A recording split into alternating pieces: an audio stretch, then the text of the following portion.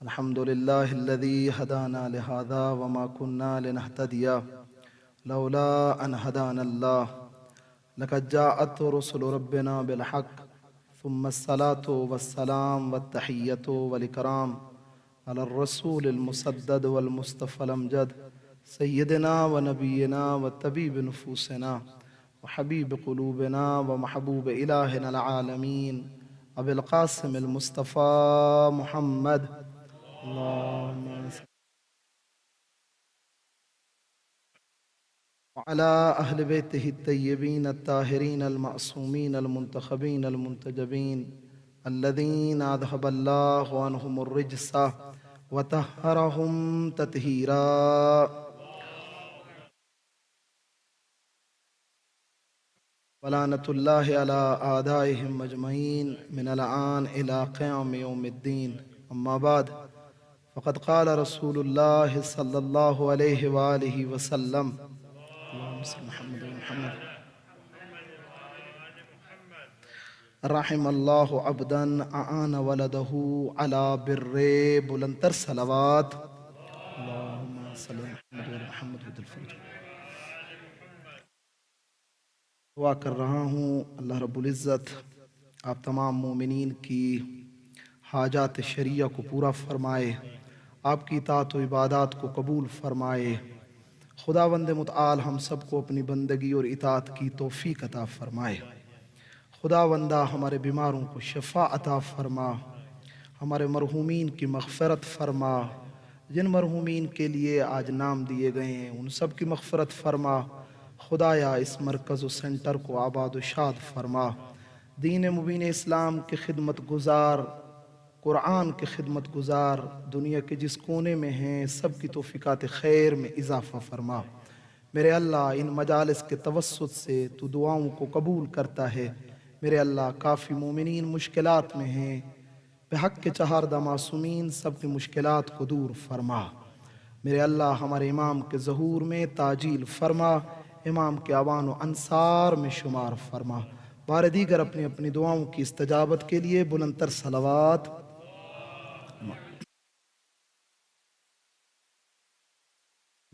جس مجلس کے لیے آج ہم جمع ہوئے ہیں، کربلا کے واقعے کا پہلا شہید اور شہدائے کربلا کی لسٹ کا پہلا فرد جناب مسلم ابن عقیل، اور یہ شرف اور امتیاز ہے جناب مسلم کو کہ واقعہ کربلا کو جہاں جہاں لکھا جائے گا اور شہداء کی لسٹ بنے گی پہلا نام جناب مسلم کا ہوگا. اور علماء نے لکھا ہے، کہتے ہیں کہ جناب مسلم کی یہ عظمت ہے کہ جناب مسلم بھی باب الحوائج میں سے ایک ہیں، اور آج کی مجلس ان کے 2 بیٹے اور 2 شہزادوں یعنی طفلان مسلم کے عنوان سے ہم لوگ یہاں جمع ہوئے ہیں.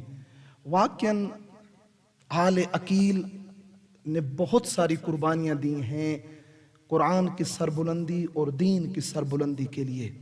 آپ جناب مسلم کو دیکھیں، جناب مسلم کی اولاد کو دیکھیں، بیٹے بیٹیاں سب قرآن پہ دین پہ قربان ہوئے ہیں، اور قربان ہو کر آج دین کو ہماری نسلوں تک پہنچایا ہے.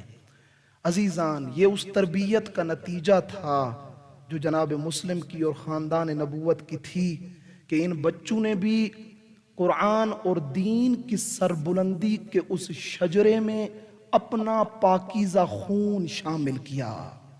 اگر آج شجرہ اسلام اور وہ جو اسلام کا ٹری اور درخت اپنی چھاؤں اور اپنے سائے کو مسلمین پہ پھیلائے ہوئے ہے، تو اس درخت کی آبیاری میں جناب مسلم اور اس کی اولاد کا خون بھی شامل ہے.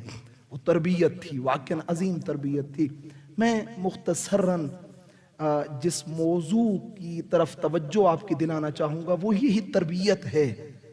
قرآن ہو یا پھر روایات اہل البیت ہوں، بہت زیادہ فوکس کیا ہے تربیت اولاد پر. قرآن مجید پورا سورہ لقمان کی طرف آپ آئیں دیکھیں، اس میں زیادہ تر گفتگو تربیت اولاد پہ ہو رہی. یا بنیا یا بنیا یا بنیا، اے میرا بیٹا اے میرا بیٹا. واقعاً ایک بہت بڑی اہمیت ہے. یا دوسری آیات مجیدہ کے اندر یا رسول خدا کی سیرت کہ دیکھو اپنے بچوں کی تربیت کو کم مت سمجھنا، ان کی طرف اہمیت دینا.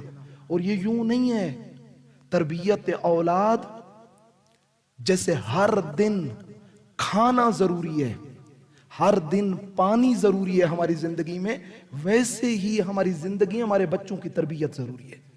یوں نہیں ہے کہ ہم ویک میں 2 دن اگر بچوں کو مدرسے میں بھیج دیتے ہیں اور پھر کہتے ہیں کہ مدرسہ سارا کام کر دے گا، چاہے وہ ہماری بچیاں ہوں یا ہمارے بچے ہوں۔ نہیں، قرآن مجید میں روایات میں یہ کہ تمہاری آئیز تمہارے بچوں کے اوپر ہونی چاہیے، تم دیکھو وہ کیا کر رہے ہیں۔ میں چند ایک چیزیں لایا ہوں آپ کی خدمت میں بیان کرنے کے لیے، اور میں سمجھتا ہوں کہ انشاءاللہ ہم سب کے لیے وہ مفید ثابت ہوں گی۔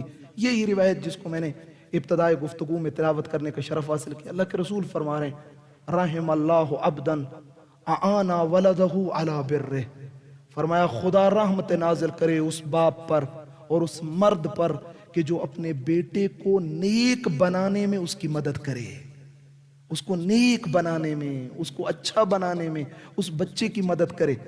یعنی گویا روایت کہہ رہی ہے بچے کا نیک بننا پیرنٹس کی ہیلپ کے ساتھ پوسیبل ہے۔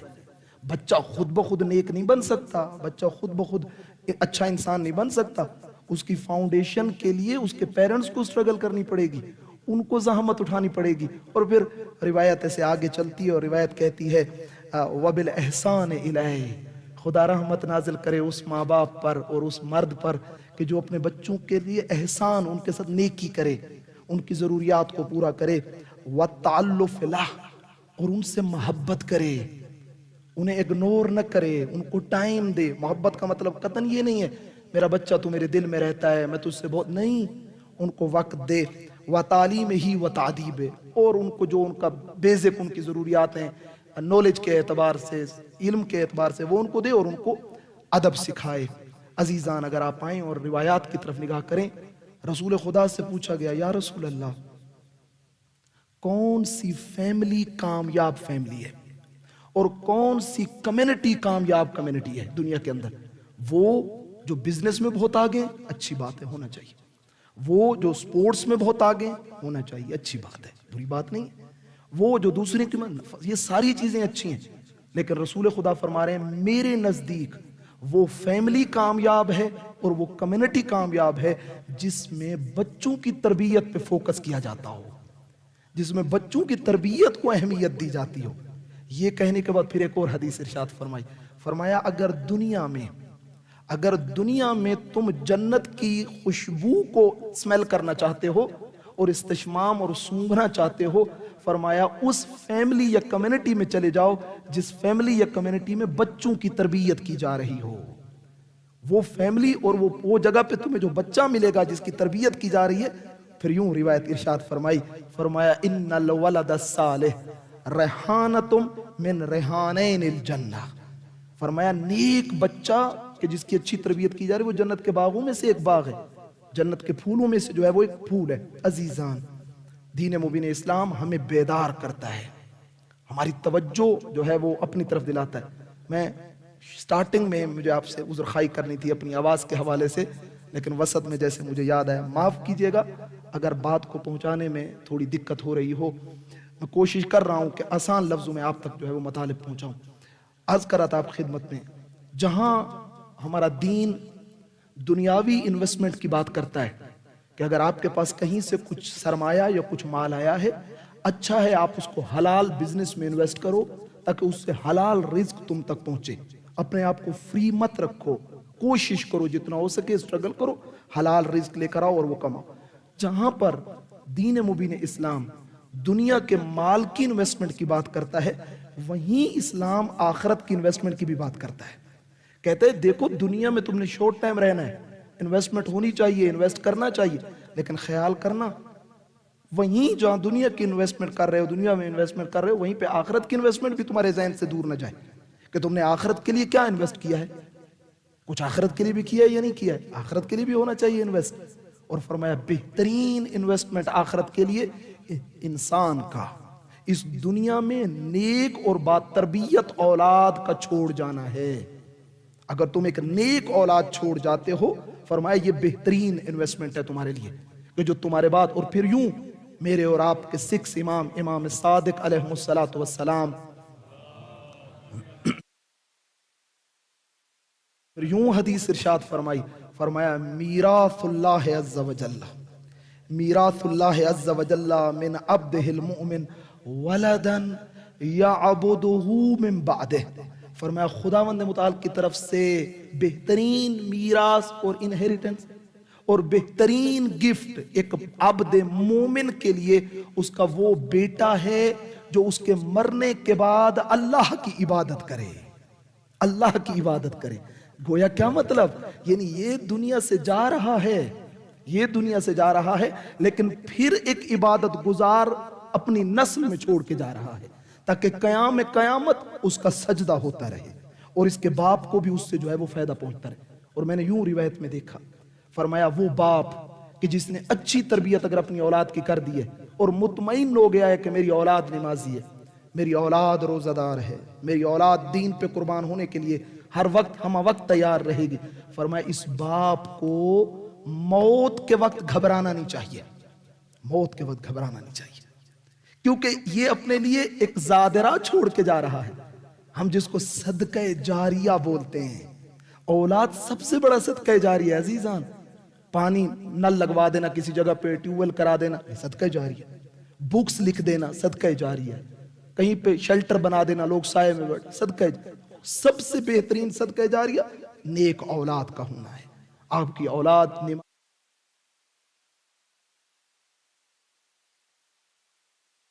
محترم، یہ حدیث میرے امام نے بیان کی، اور اس حدیث کو بیان کرنے کے بعد سورہ مریم کی آیت نمبر 6 کو تلاوت کیا اور پھر بتایا اور پھر توجہ دلائی کہ دیکھو تم کیا سمجھ رہے ہو اولاد کیا ہے، تم انہیں فقط دنیاوی چیز سمجھ رہے ہو کہ تم دنیا میں آئے ہو اور دنیا میں تمہیں بچوں کی ضرورت ہے، نا، فرمایا تمہاری اولاد کا تعلق فقط تمہاری دنیاوی لائف کے ساتھ نہیں ہے بلکہ اس کا تعلق بہت وسیع ہے۔ اور پھر امام نے ورس نمبر 6 کی تلاوت کی۔ حضرت زکریا نے جو دعا مانگی اللہ سبحانہ وتعالی سے، اس دعا کو میرے اور آپ کے 6 امام نے یوں کوٹ کیا، وَحَبْ لِي اعوذ باللہ من الشیطان اللعین الرجیم وَحَبْ لِي مِن لَدُنْكَ وَلِيًّا، خدایا مجھے اپنی طرف سے ایک وارث اور ولی عطا کر، جو ولی ہو میرا وارث عطا کر، یارثنی جو میرا بھی وارث ہو، یارث من آل یعقوب اور آل یعقوب کا بھی وارث ہو، وَجْعَلْهُ رَبِّ رَضِيًّا، اور خدایا جسے تو میرے لیے ولی بنا کے اور وارث بنا کے بھیجے گا، خدایا اسے ایسا بنانا کہ تیری ذات اس سے راضی ہو، تیری ذات اس سے راضی ہو۔ امام کہہ رہے ہیں تم نے دیکھا اللہ کے نبی نے 2 باتیں کی ہیں، ایک اولاد کو خدا سے مانگا ہے کہ گویا خداوند متعال قرآن میں یہ بیان فرمانا چاہ رہا ہے اور یہ بیان کیا جا رہا ہے کہ دیکھو اولاد بھی اللہ سبحانہ وتعالیٰ کی طرف سے ہے اور اس کی تربیت بھی خداوند متعال کی طرف سے، گویا تمہیں جو پروگرام دیا جا رہا ہے وہ تربیت کا دیا جا رہا ہے کہ تم نے اللہ سبحانہ وتعالیٰ سے اس کی تربیت کی جو ہے وہ بات کرنی ہے، یعنی وَجْعَلْهُ رَبِّ رَضِيًّا، یہاں پر یہ ضروری ہے اور اس نقطے کی طرف توجہ دی جا رہی ہے کہ یہ تعلیم بھی آپ نے اور تربیت بھی آپ نے اللہ سبحانہ وتعالیٰ سے مانگنی ہے کہ خدا میری مدد کر کہ میں اس کے لیے کچھ کر سکوں۔ یہ چند ایک چیزیں تھیں عزیزان محترم جو امپورٹنٹس کے تربیت اولاد کے حوالے سے تھیں۔ آپ آگے چلیں گے اور ہم دیکھیں گے دوسرا نقطہ اور دوسرا پوائنٹ جو بیان کرنا ہے کہ یہ جو تربیت اولاد ہے کہ جس کو قرآن نے بھی بیان کیا ہے، روایات نے بھی بیان کیا ہے، اس کا فائدہ میرے بچوں کو ہے نا، اس کا فائدہ جہاں میرے بچوں کو ہے اس سے کہیں زیادہ یہ فائدہ مجھے ہے، کہیں زیادہ یہ فائدہ پیرنٹس کو ہے، کہیں زیادہ یہ فائدہ۔ میں آج جب اس مجلس کو پریپیئر کر رہا تھا اور میں بیٹھا تھا، پھر میں نے صحیفہ سجادیہ اٹھایا، صحیفہ کے اندر 2 دعائیں، ایک دعا نمبر 24، اس میں بھی امام علیہ السلام نے، کیونکہ وہ دعا پوری 24 پوری دعا پیرنٹس کے لیے ہے، لیکن اس میں تھوڑا سا ذکر آیا ہے، ایڈریس دے رہا ہوں آپ خود جائیے گا دیکھیے گا، یعنی ان دونوں دعاؤں پہ پورا عشرہ پڑھا جا سکتا ہے، پورا عشرہ آپ اس 2 دعاؤں پہ پڑھیں۔ دعا نمبر 24 اس میں پیرنٹس کے رائٹس کو بیان کیا امام نے، بیٹھے ایک ایک چیز کو وہاں پر امام نے مینشن کیا ہے کہ ہمیں کیا کرنا ہے اپنے پیرنٹس کے حوالے سے، یعنی ایک بیٹے کو ایک بیٹی کو اللہ سے کیا دعا مانگنی، خدا تو مجھے یہ توفیق دے میں اپنے والدین کے لیے کچھ۔ دعا نمبر 25 کمپلیٹلی تربیت اولاد پہ ہے۔ اس دعا کی سٹارٹنگ میں بھی آپ دیکھیں گے تو امام سجاد یہی کہہ رہے ہیں، خدایا میرے بیٹے کو طول عمر دے میرے لیے، خدایا میرے بیٹے کو نیک بنا میرے لیے، خدایا اسے سٹرونگ کر میرے لیے، یعنی ایک ایک چیز کی طرف امام علیہ الصلوۃ والسلام وہاں پر کہہ رہے ہیں لی لی لی، میرے لیے میرے لیے. یعنی گویا یہ تربیت فقط بچے کے لیے نہیں ہے، حقیقت میں اس تربیت کا بینیفٹ میرے لیے ہے، ماں کے لیے ہے، باپ کے لیے، ان کے لیے زیادہ فائدہ ہے. میں آپ کی خدمت میں عرض کروں، اب بہت ساری روایات بھی موجود ہیں، پیرنٹس دنیا سے چلے گئے، بیٹے نے دعا کی، خدا نے معاف کر دیا. حتیٰ برزخ میں جو انسان پہنچ جاتا ہے، پیچھے اس نے کسی کا رائٹ دینا تھا، کتنے لوگوں نیک اولاد واقعا. ابھی کچھ سال پہلے ہی مجھے ساؤتھ افریقہ سے فون آیا، مولانا صاحب ہم نے نمازیں اور روزے جو ہے وہ قضا ہیں ہم نے کروانے، پلیز آپ ہماری ہیلپ کریں. آپ حیران ہو جائیں گے کہ وہ بندہ خدا 65 ایئر میں اس کی وفات ہوئی، 65 ایئر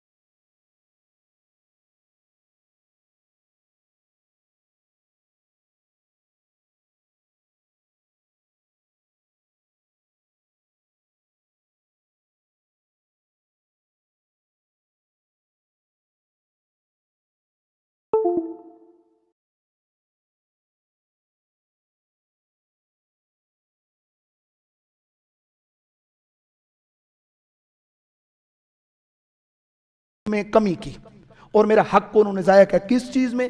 فیہ من قول، بات میں، گفتار میں. ان کو وہ بات نہیں کرنی چاہیے تھی، وہ نہیں بولنا چاہیا تھا، انہوں نے میرے سامنے بولا. ان کو آپس میں نہیں لڑنا چاہیے تھا، وہ میرے سامنے لڑے. ان کو کسی کو گالی نہیں دینی چاہیے تھی، انہوں نے دی، جس کا ایفیکٹ میرے اوپر بہت برا ہوا. یہ چیز اچھی نہیں تھی. خدایا میں نے ان کو معاف کیا ہے، تو بھی ان کو معاف کر دے. یعنی گویا امام اس انداز سے پھر یہ بھی بتا رہے ہیں کہ دیکھو اپنی زبان کا خیال رکھنا. تربیت جو کرنا، تربیت با کرامت ہو، اچھی تربیت ہو. یعنی لوگوں میں ان کی انسلٹ نہیں کرنی، لوگوں میں ان کو سرزنش نہیں کرنی، لوگوں میں ان کو برا بھلا نہیں، ان کو ایک سائڈ پہ لے جانا ہے. تمہاری زبان سے ان کو تکلیف نہ پہنچے. اور پھر فرمایا وَأَسْرِفَ عَلَيَّ فِيهِ مِنْ فِعْلٍ، اے پروردگارا جو انہوں نے اپنے کاموں کے ذریعے سے مجھے ہارٹ کیا. اور مجھے کبھی کبھی ہوتا ہے ایسا، ماں باپ ایسے کام کرتے ہیں کہ واقعاً پھر اولاد کے لیے مشکل پیدا ہو جاتی ہے. اولاد بیچاری تنگ آ جاتی ہے والدین کے کاموں سے. خدایا انہوں نے جو کیا جس سے میرے لیے مشکل، میں نے معاف کیا، تو بھی معاف کر. نہ، ہم اپنے فعل سے بھی، اپنے کاموں سے بھی خیال رکھیں کہ میرے بچوں کو توہین نہ ہونی چاہیے. میرے بچے باہر جائیں، اپنا جب انٹروڈیوس کروائیں اپنے آپ کو، فخر سے کہیں میں فلاں کا بیٹا ہوں، میں فلاں کی بیٹی ہوں. کہ باپ کو نیک ہونا چاہیے زبان کے اعتبار سے، کردار کے اعتبار سے. آخری بات، اور پھر فرمایا او ضیعہ لی من حق، اور جو انہوں نے میرا حق ضائع کیا کسی بھی حوالے سے، او کسر بی عنہ من واجب، اور جو تو نے ان پہ واجب کیا تھا میرے بارے میں، اور جو اس میں انہوں نے کمی بیشی کی، خدایا میں نے معاف کر دیا ہے ان کو، تو بھی ان کو معاف.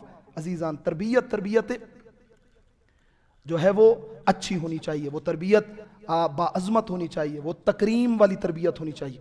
اس میں اس چیز کا خیال رکھنا ہے کہ ہم نے اپنے بچوں کو چھوڑنا بھی نہیں ہے، لیکن بات بات پہ ان کو ہرٹ بھی نہیں کرنا، بات بات پہ ان کی سرزنش بھی نہیں کرنی، اچھے طریقے سے اس کو لے کر جانا ہے. وہیں پہ ان کو توحید یاد دینی ہے، وہیں پہ ان کو نبوت و امامت یاد دینی ہے، وہیں پہ ان کو معاد یاد دینی ہے، وہیں پہ ان کو اخلاقیات یاد دینے ہیں، وہیں پہ ان کو آداب سکھانے.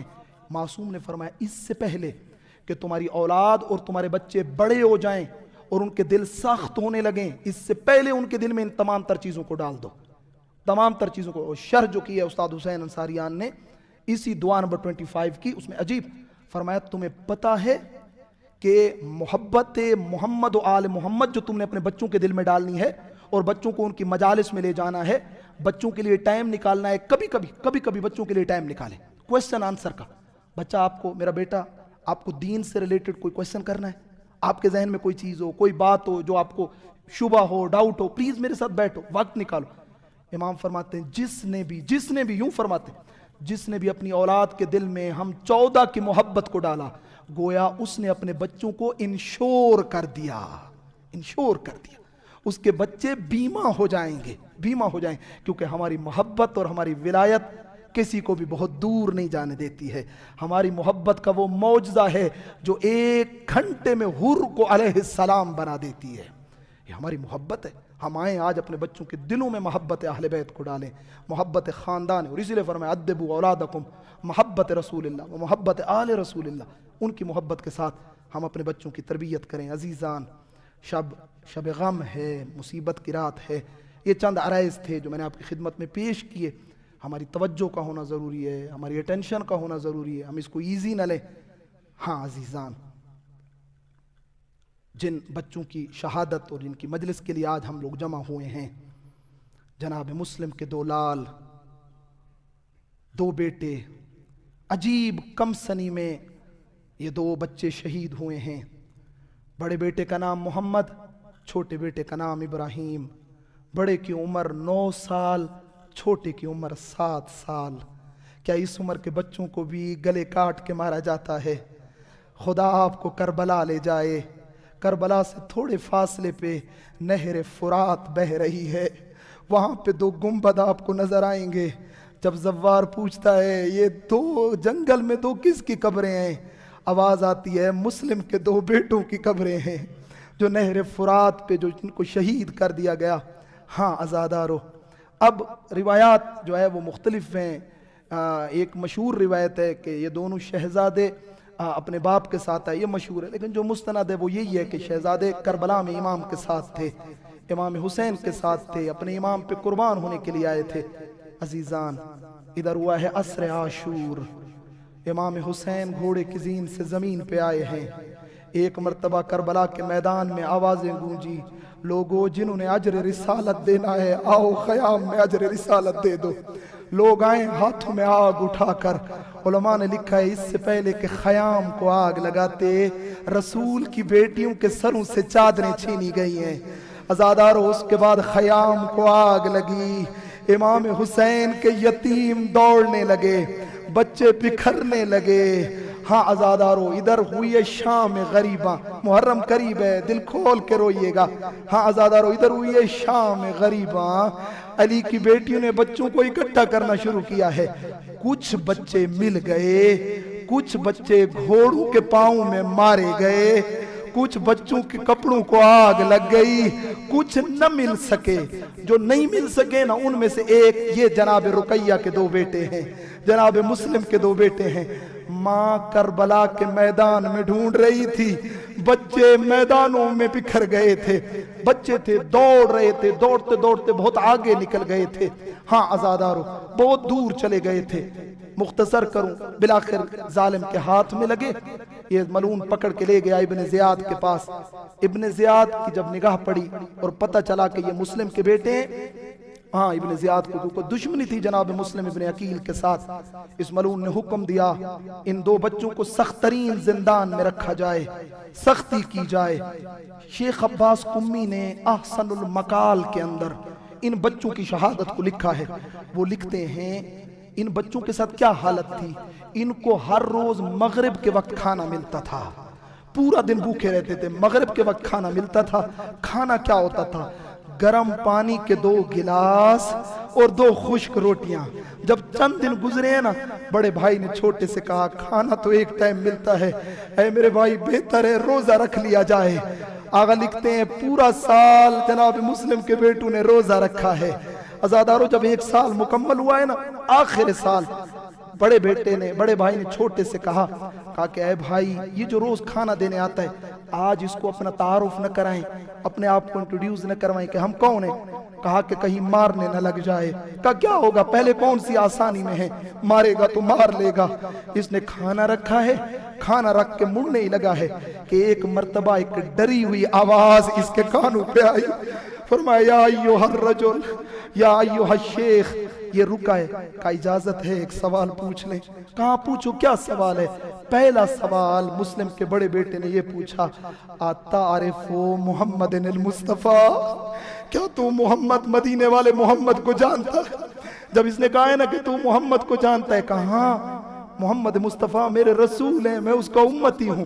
دوسرا سوال یہ کیا اتعرف علی المرتضیٰ، کیا تو علی مرتضیٰ کو جانتے؟ کہا وہ میرے امام ہیں، وہ میرے پہلے امام ہیں، میں جانتا ہوں۔ تیسرا سوال یہ تھا اتعرف حسین شہید، کیا تو حسین شہید کو جانتے؟ کہا میرے امام تھے۔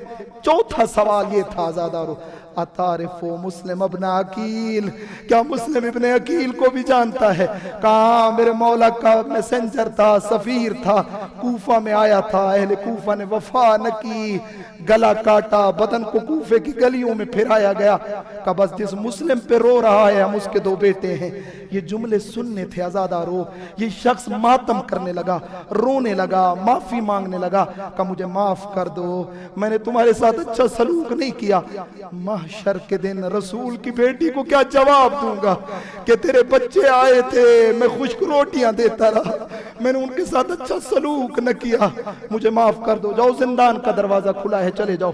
مختصر بچے باہر نکلے۔ کوفہ جیسے باپ کے لیے اجنبی شہر تھا ویسے بچوں کے لیے بھی اجنبی شہر تھا۔ پوری رات پھرتے رہے، کبھی اس گلی کبھی اس گلی۔ ایک جگہ پہنچے، ایک خاتون کو دروازے پہ کھڑا دیکھا، گویا کسی کا ویٹ کر رہی تھی۔ بچوں کو دیکھا، کہا اے مومنہ کیا تھوڑی دیر تیرے گھر میں آرام کر سکتے ہیں؟ دن ہوگا، کچھ راستہ سمجھ میں آئے گا، چلے جائیں گے۔ مومنہ اندر لے گئی، تعارف پوچھا، خوش ہو گئی۔ الحمدللہ آل رسول میرے گھر میں آئی ہے، آل رسول میرے گھر میں آئی ہے۔ 2 بستر بچھائے، فرمایا اے مومنہ ایک بستر اٹھا لے، ہم 2 بچے ہیں، ماں نے وصیت کی ہوئی ہے، دونوں اکٹھے سویا کرو۔ दोनों इकट्ठे सोए हैं। रात हुई, छोटे भाई ने ख्वाब देखा, बड़े भाई को उठाया, कहा भैया मैंने ख्वाब देखा है, दिल को सुकून नहीं है। ख्वाब क्या है? ख्वाब देखा दो कुर्सियां हैं, एक पे नाना रसूल बैठे हैं, दूसरे पे दादा अली बैठे हैं, बाबा मुस्लिम सामने खड़े हैं। नाना कह रहे हैं मुस्लिम खुद तो आ गया, तेरे बच्चे कहाँ हैं? उन्हें कहाँ छोड़ आया है? बस ये सुनना था कि बड़े भाई ने कहा भाई ताबीर ये है, आज रात के मेहमान हैं, कल हमें मार दिया जाएगा। हाँ अज़ादारो, रोने लगे हैं बच्चे।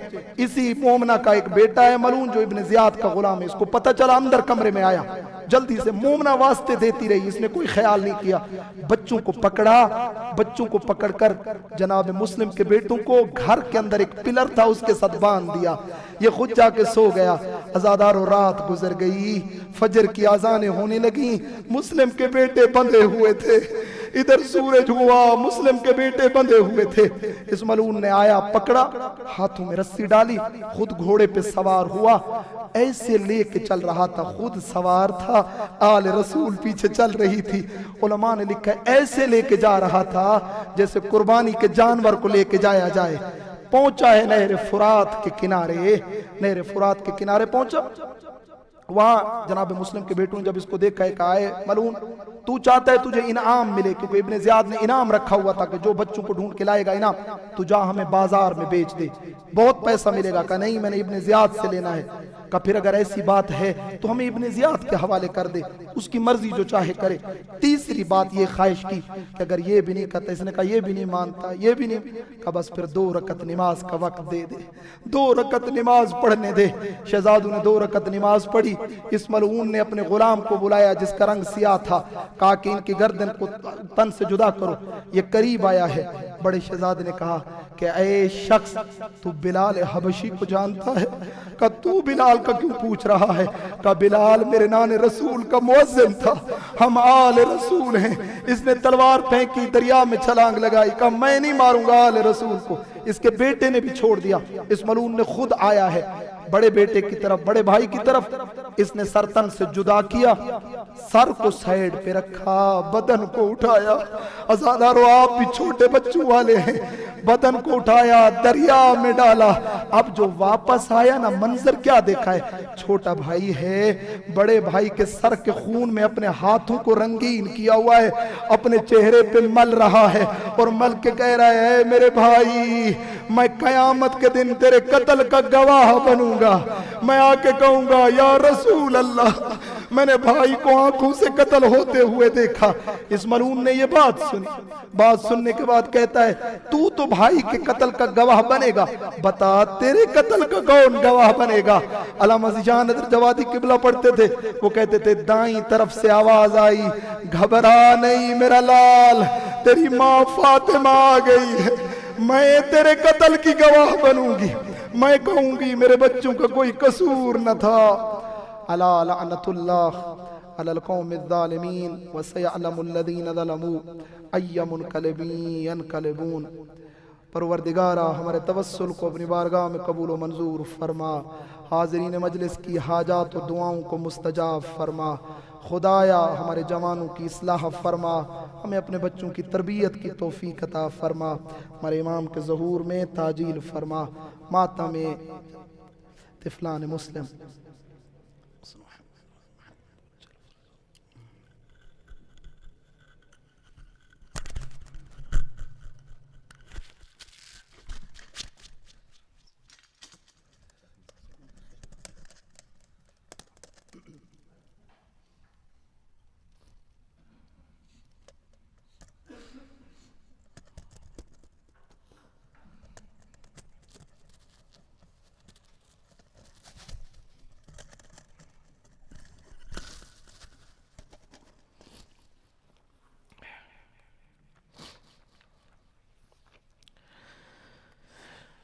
मुए जब दोनों दरिया पर मोहम्मद और इब्राहिम, मुए जब दोनों दरिया पर मोहम्मद और इब्राहिम, यही कहते थे रो रो محمد اور ابراہیم موئے جب دونوں دریا پر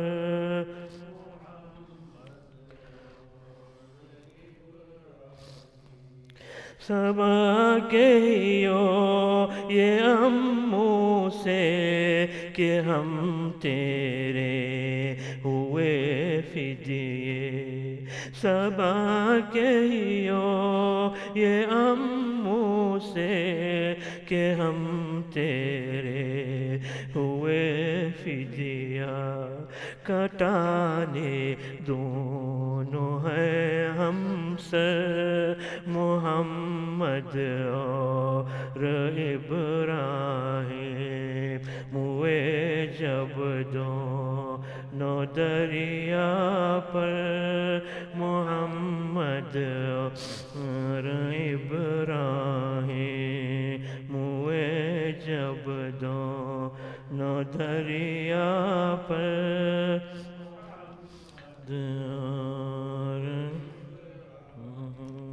ہماری لو خبر جلدی کہ ہیں ہم خلد کو راہی ہماری لو خبر جلدی کہ ہیں ہم خلد کو راہی کھڑے ہم دونوں ہیں مضطر محمد اور ابراہیم ہوئے جب دونوں پر محمد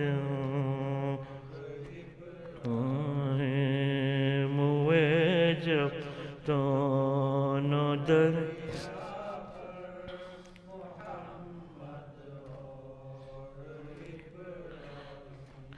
تمہارے فضل سے شاہ